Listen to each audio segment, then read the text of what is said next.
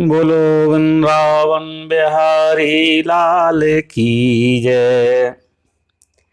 आज हम वैशाख मास महात्म के अध्याय 7 का श्रवण करेंगे।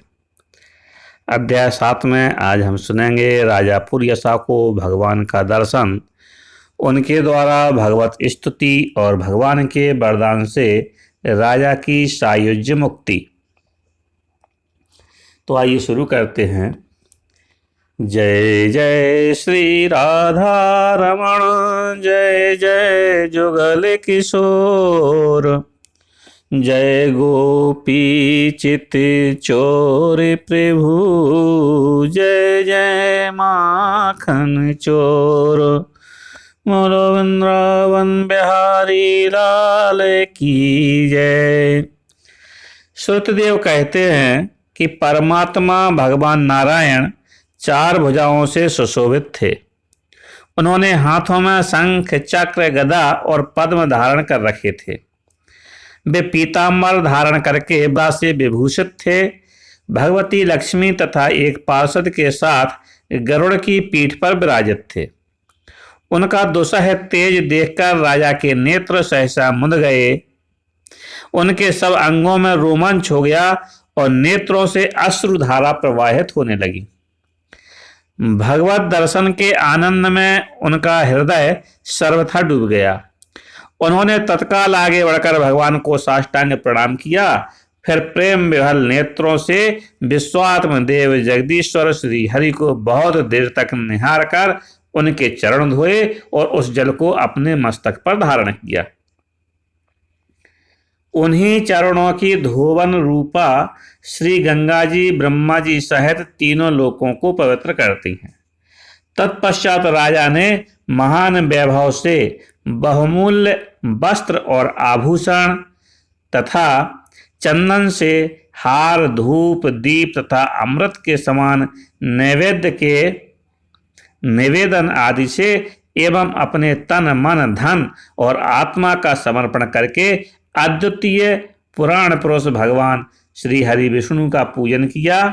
पूजा के बाद इस प्रकार स्तुति की कि जो निर्गुण, निरंजन एवं प्रजापतियों के भी अधीश्वर हैं, ब्रह्मा आदि संपूर्ण देवता जिनकी वंदना करते रहते हैं, उन परम पुरुष भगवान श्री हरि को मैं प्रणाम करता हूँ। शरणागतों की पाप राशि का नाश करने वाले आपके चरणार विंदों को परिपक्व योग वाले योगियों ने जो अपने हृदय में धारण किया है, यह उनके लिए बड़े सौभाग्य की बात है। बढ़ी हुई भक्ति के द्वारा अपने अंतःकरण तथा जीव भाव को भी आपके चरणों में ही चढ़ाकर वे योगी जन उन चरणों के चिंतन मात्र से आपके धाम को प्राप्त हुए हैं। विचित्र कर्म करने वाले आप स्वतंत्र परमेश्वर को नमस्कार है। साधु पुरुषों पर अनुग्रह करने वाले आप परमात्मा को प्रणाम है। प्रभु, आपकी माया से मोहित होकर मैं स्त्री और धन रूपी विषयों में ही भटकता रहा हूं। अनर्थ में ही मेरी अर्थ दृष्टि हो गई थी। हे प्रभु, हे विश्वमूर्ति, जब जीव पर आप अनंत शक्ति परमेश्वर की कृपा होती है, तभी उसे महापुरुषों का संग प्राप्त होता है, जिससे यह संसार समुद्र गोपद के समान हो जाता है। हे ईश्वर, जब सत्संग मिलता है तभी आप में मन तथा बुद्धि का अनुराग होता है। मेरा समस्त राज्य जो मुझसे छिन गया था, वह भी आपका मुझ पर महान अनुग्रह ही हुआ था, ऐसा मैं मानता हूँ। मैं ना तो राज्य चाहता हूँ, न पुत्र आदि की इच्छा रखता हूँ और न कोष की ही अभिलाषा करता हूँ, अपितु मुनियों के द्वारा ध्यान करने योग्य जो आपके आराधनीय चरणार विंद हैं, उन्हीं का नित्य सेवन करना चाहता हूँ। हे देवेश्वर, हे जगन निवास, मुझ पर प्रसन्न होइए, जिससे आपके चरण कमलों की स्मृति बराबर बनी रहे तथा स्त्री, पुत्र, खजाना एवं आत्मीय कहे जाने वाले सब पदार्थों में जो मेरी आसक्ति है, वह सदा के लिए दूर हो जाए।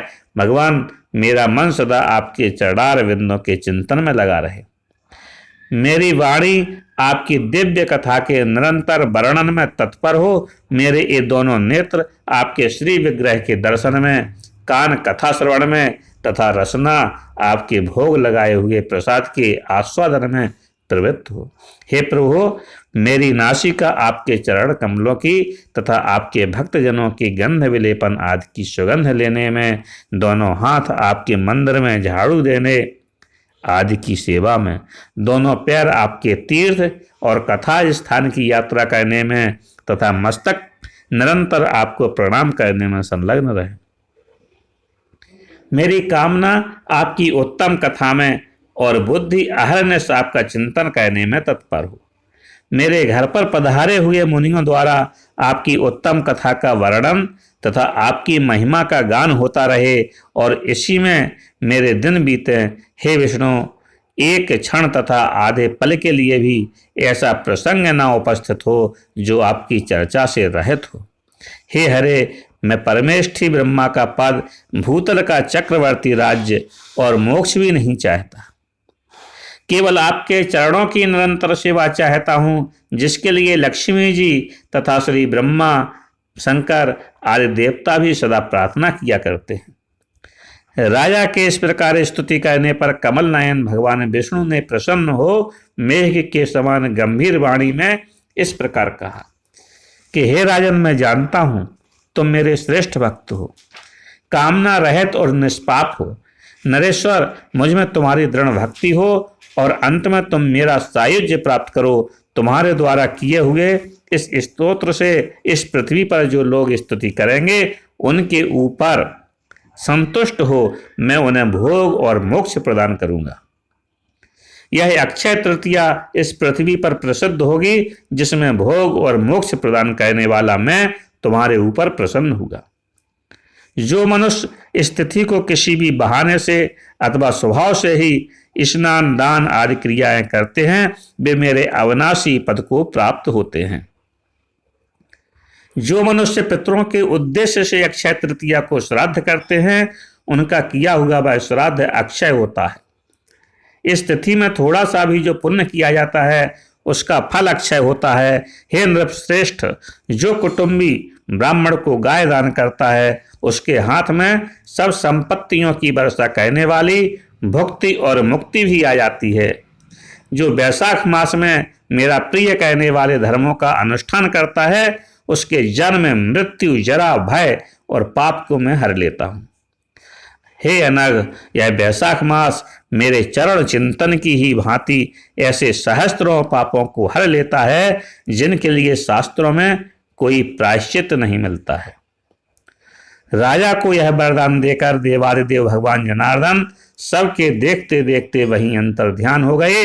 तदंतर राजा पुरियसा सदा भगवान में ही मन लगाए हुए उन्हीं की सेवा में तत्पर रहकर इस पृथ्वी का पालन करने लगे। देव दुर्लभ समस्त मनोरथों का उपभोग करके अंत में उन्होंने चक्रधारी भगवान विष्णु का सायुज्य प्राप्त कर लिया। जो इस उत्तम उपाख्यान को सुनते और सुनाते हैं वे सब पापों से मुक्त हो भगवान विष्णु के परम पद को प्राप्त होते हैं। बोलो जय श्री हरि।